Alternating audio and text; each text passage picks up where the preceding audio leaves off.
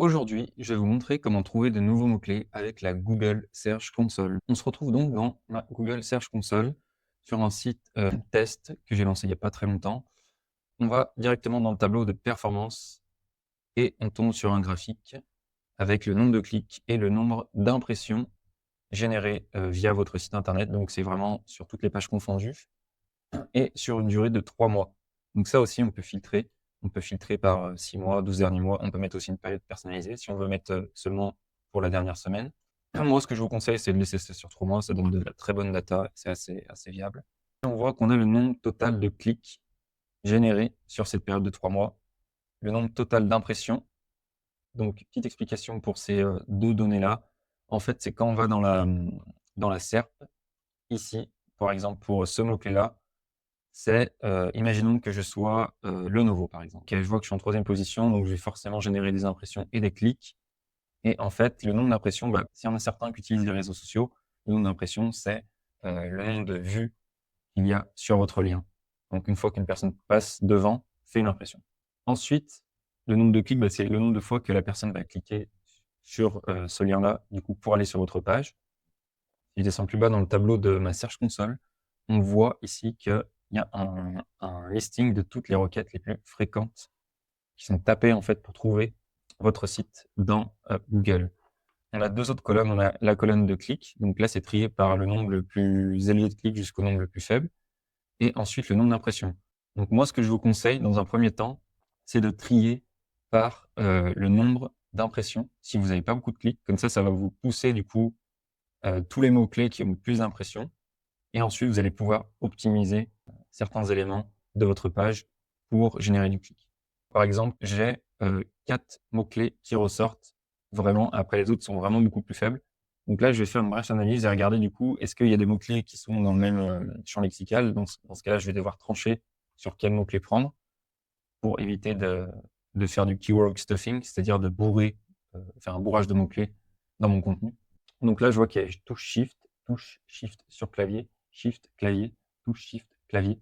OK, bah du coup, en fait, je vais prendre touche Shift sur clavier qui me paraît la plus naturelle et la plus l'option la plus viable, notamment parce que c'est un mot-clé plus long traîne, c'est-à-dire qui est un peu plus long, donc plus spécifique, un peu moins concurrentiel que le reste des mots-clés. Donc une fois que j'ai sélectionné ma requête à améliorer, je vais cliquer dessus et du coup, on voit qu'il y a un URL en question qui réfère à ce mot-clé. Donc là, on voit que c'est l'URL slash touche-shift. Et là, on fait ouvrir dans un nouvel onglet pour aller dessus et voir comment on peut améliorer. Je vois qu'il y a déjà un des mots-clés qui était référencé dans la Google Search Console, qui était noté dans la Google Search Console, donc touche Shift. Et moi, j'aimerais en fait du coup l'optimiser pour touche Shift sur clavier. Du coup, il faudrait que je modifie en fait ici le mot-clé en mettant touche Shift sur clavier. Et on voit dans l'introduction aussi, il faudrait mettre touche Shift sur clavier par exemple quelque part dans l'introduction. Mais aussi un autre conseil, ça sert à rien non plus de trop sur-optimiser. Par exemple, ici, on voit qu'il y a le mot clavier et touche Shift dans le même paragraphe dans l'introduction. Ah, tiens, on voit même ici, c'est l'une des plus utilisées sur un clavier. Voilà, donc là, en gros, moi, je changerai pas ici pour l'introduction pour rester quand même naturel, mais dans le titre, je changerai. Et ici, je vais dans mon extension, du coup, qui s'appelle Detail SEO. Ça vous donne, du coup, pas mal d'informations sur votre page. Ici, on voit, du coup, la balise title, la touche Shift. Ben, on voit touche Shift, du coup, mais il n'y a pas de touche Shift sur clavier. Du coup, il faudrait peut-être modifier ici. Et là, je vois touche Shift sur un clavier. OK, donc la balise description, OK. La balise title, il faudrait que je modifie avec le bon mot-clé. Et c'est un peu toutes les modifs qu'il y a à faire sur votre page. Je retourne sur la Search Console pour vous expliquer quelques quand même mises en garde dont il faut tenir compte pour éviter de se planter au niveau de l'interprétation des mots-clés, de la data que vous donne la Google Search Console.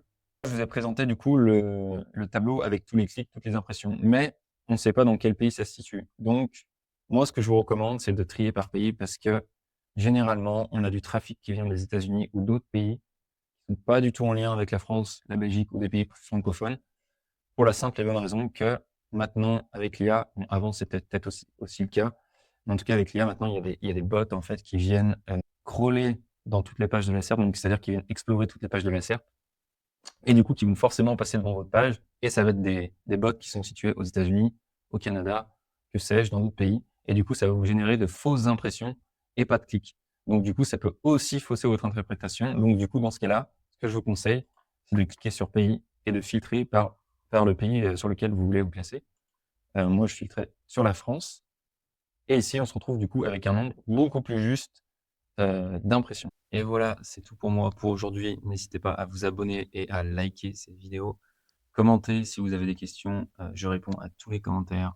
Et en attendant, je vous dis à la semaine prochaine pour une nouvelle vidéo.